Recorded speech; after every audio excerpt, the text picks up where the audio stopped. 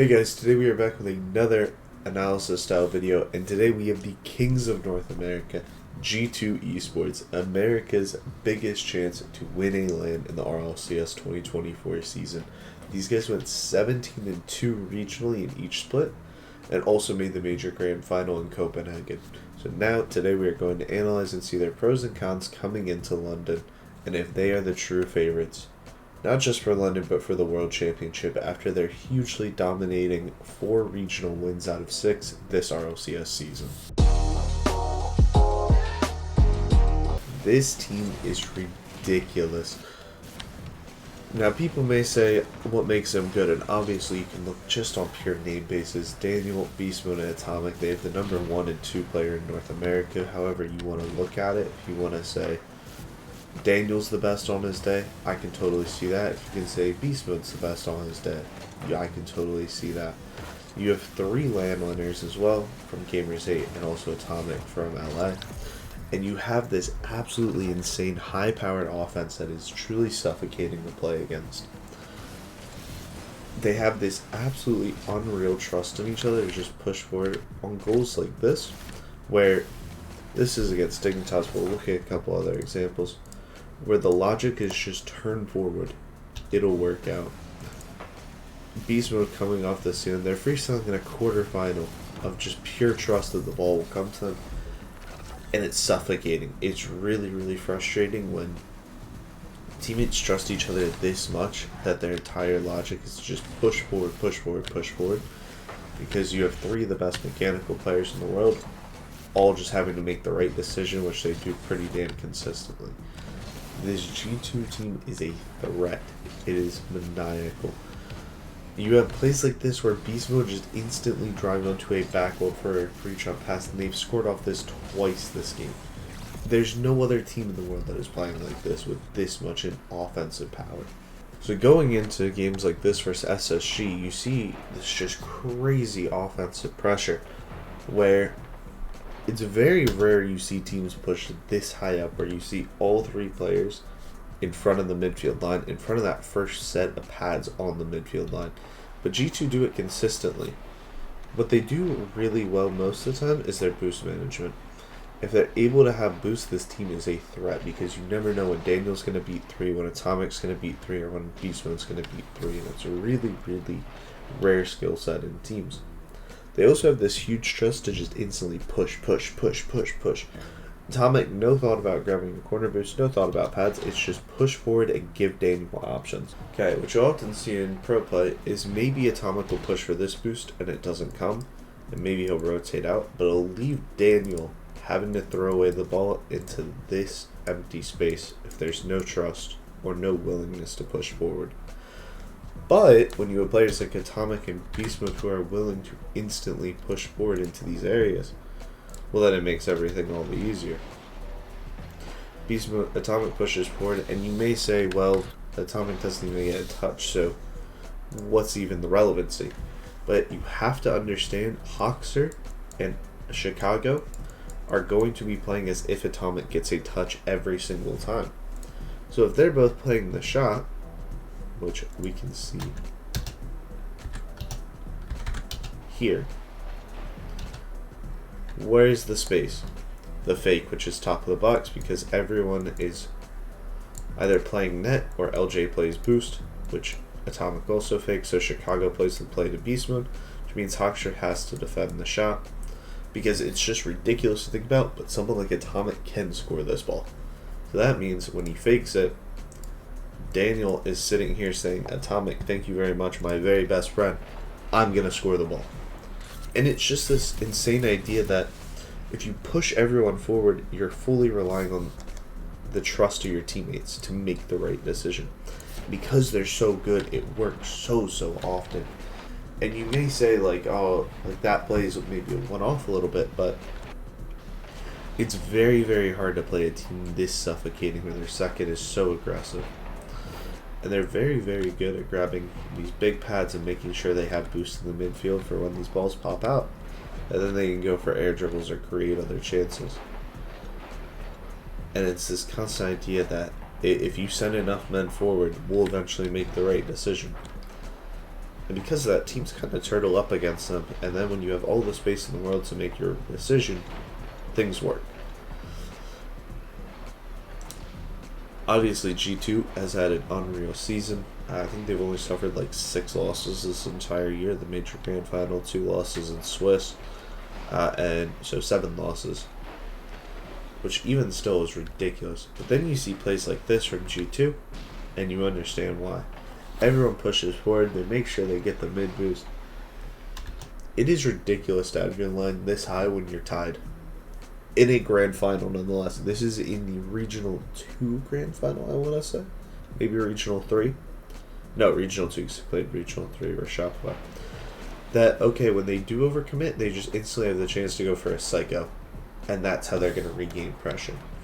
It is ridiculous how mechanically gifted this team is, and how well they manage their resources that they're able to do these things constantly. Let's look at the goal. They end up scoring here very, very late in the game. And let's just break this down. We'll start here 15 seconds. Daniel lingers a lot. There's a huge amount of trust here that Daniel has the opportunity to just linger. Most teams are going to trust Hawkster to get the outplay. Doesn't. Goes for the outplay, beats one. Even when Atomic misses. You may expect, if you're... I'm not going to lie. If your Hawkster here, I'm not expecting Daniel to dive for this ball. Because if Daniel dives and they get any touch here, they lose the game. But it's this full trust and speed that they just send it. 2 teammates in the corner, it doesn't matter. Okay, even if the 50 doesn't go in, he's denied the clear. They're not going to concede off the counter attack. But so many players in this high pressure situation would turn back and just give up the space and respect that. And I don't really blame them. However, this team is ruthless. And now let's look at another example against OG. So this is a series against OG. This is their semi-finals. It's 2-2 in the series. And this is partly what I mean by how good their boost management is. Beast Mode, Daniel both 100 boost, so even when the ball pops over them, they have enough trust to use all the boost in the world to stick on.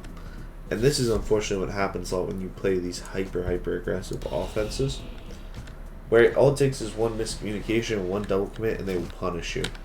But the double commits come because you're so worried about what could happen.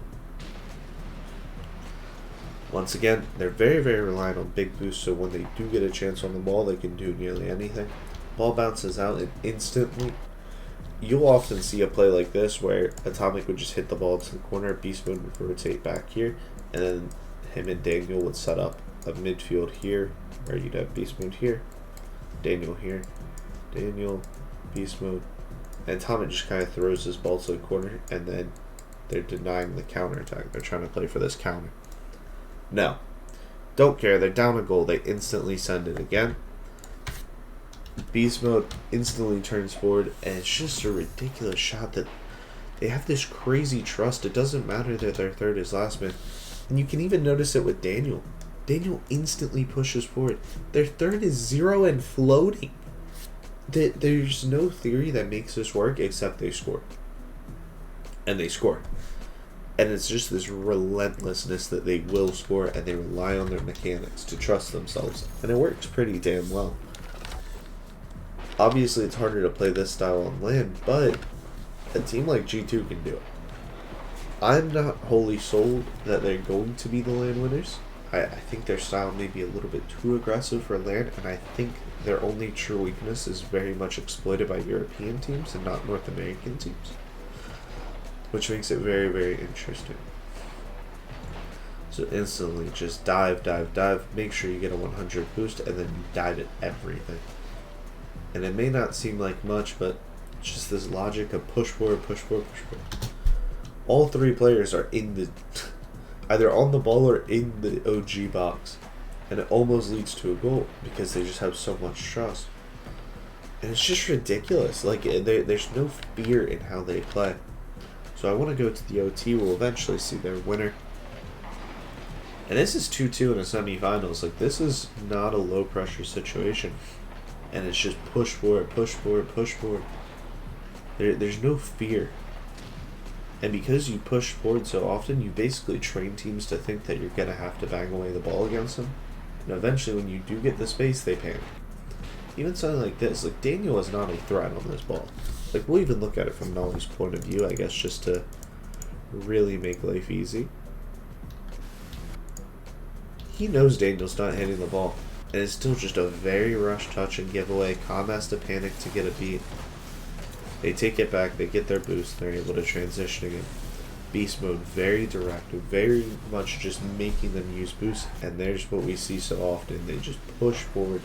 They're able to steal your boost, they're able to steal mid boost right underneath Atomic, and he freezes the defenders. We'll look at this from the OG point of view. I think JNAP's point of view, or sorry, this is Nolly's gonna have the best point of view.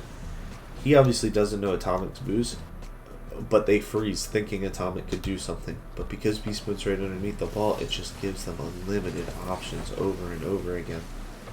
And it doesn't go in this time. Daniel just dives. There's no real thought with the dives, but this team is suffocating. It's frustrating to play against a team that just won't get off the ball and is playing best case scenario. But you can play best case scenario when you have the 3 best players, probably in North America, maybe bar first killer. But I would say 3 of the 4 best.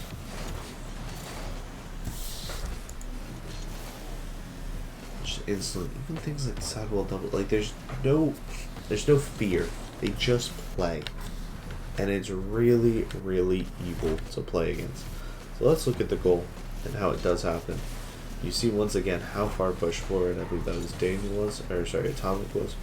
Dive at the ball instantly. Going to be another solo play, and wow, like this is insane. This is OT in game 5, and they're pre-jumping each other, and there's no fear. There's no worry that if JNAPS has boost and gets off the back wall, they'll get a clear. It's so ridiculously hard to play against teams like this who have no fear. If they're able to translate this to land, it'll be disgusting. But what does happen on land a lot is people get scared, people get nervous, and things don't work out as well as you should. But you still have to respect what they do. I only think there's one true fault in G2's game plan, which we'll go over now, which I think may hurt them against European teams. So let's get into it. This is for the major grand final against Gentlemates. I will say, I don't know how much G2 has been able to improve on this, because in North America you just don't have the opportunity to. So a play like this, what you will often see from G2, that their only negative is they get hard stuck in corners, all 3 of them here, 3 here, or 3 here. And they're very quick to panic and rush to defense, and they will often leave this space open. So why is this a bad thing against European teams, you may ask? You're much more likely to see this form of structure from a EU team, which I'm thinking BDS Vitality and Gentlemates, more so than a North American team, as in my opinion, Gen.G doesn't play this structure, SSG doesn't really play this structure. And OG plays it to an extent, and OG did a very good job of exploiting it against them, but I don't think they have the individual talent to keep up with G2. They're going to be able to make these first man plays and force the ball back. Leads to an open ball. And even something like this, where you have to watch it right from the start. Daniel throws themselves, all the space is top of the box, and any ball backwards, they're just cooked. And because of partly how aggressive they play, it's very easy to outplay one. And let's say Beast Mode or Itachi doesn't even die for this ball. It's this idea that, okay, you're eventually just going to lose 50s until space opens up, and it's going to work out very well. We can also see this in this game, which is Mate versus G2. I think we've looked at this replay about 1,000 times, and why? It's one of my favorite replays. I think it's probably one of the best replays possible if you want to understand Gentlemate's playstyle and just truly respect what they're able to do and their true high quality level. We'll see here, this one's not as great. It's a 50 back because of how aggressive they play. Itachi has the discipline, 50 back, infield pass, open goal. You're gonna see this a lot, I think. We're not looking at how G2 scored, just for example in this game, we're just looking at their weaknesses. I think it's actually right here, yeah. So, ball gets thrown on net, Itachi fake challenge, Sekou, fake challenges again, willing to let them throw away the ball, infield pass comes in, bang. It's really cookie cutter about how G2 concede goals on a consistent basis in my eyes. This is the only true weakness. And we'll actually look at just how this starts as well. Juicy's willing to just dive his first fake challenge, 50 backwards. They push out because of how aggressive they are, and it's really easy to get one touch over them and kind of capitalize on their weak boost management. We did the same thing when we played them. So this is our series against them in Swiss. I just want to look at it. It should hopefully give a little bit of context. It's not perfect, but you can see the basic patterns and structure that we're going for. Because us and Gen G were the only two teams to beat G2 this season, regionally. They had 3 losses to Gen G, they had 1 loss to us.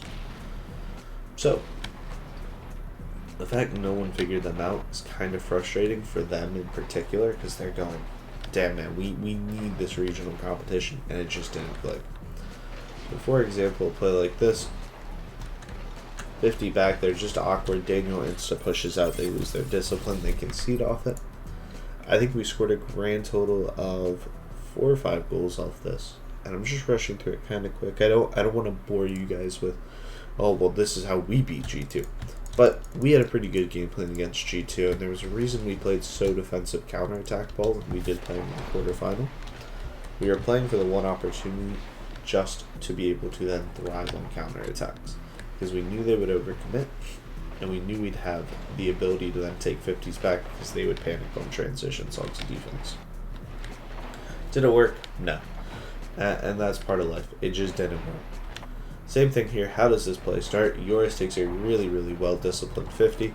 Space opens up in midfield. At this point, we just have the space to do whatever we want. Tat comes in. Back post is there. Free ball. It's a really well-worked goal, but it all starts from Yoris taking this first 50-50. Now, the reason I obviously go through my team's point of view is because it's a lot easier to understand what we were trying to do. Same thing here. Nas forces the ball mid. It's kind of a loss, kind of not, but it's this idea that you're not just putting the ball on net. As long as the ball gets into this type of space, obviously from this corner, you're in good hands, right? The last thing you want is the ball here or here, because this is where they're going to be able to really control it, or to give them just a free ball in general, because you don't want to give G2 space, because that team is just... AJ's able to dive and deny the clear. Fake challenges first, we force the throwaway, we're able to get the challenge game in, leads to an open goal. That one I can understand a little bit if you're like, I think you're stretching a bit. That's fine. But I just want to show these constant examples. This game 4, we were up until the literal last second, so could have been slightly better, but we should have closed this series out here 3-1. Look at how we score.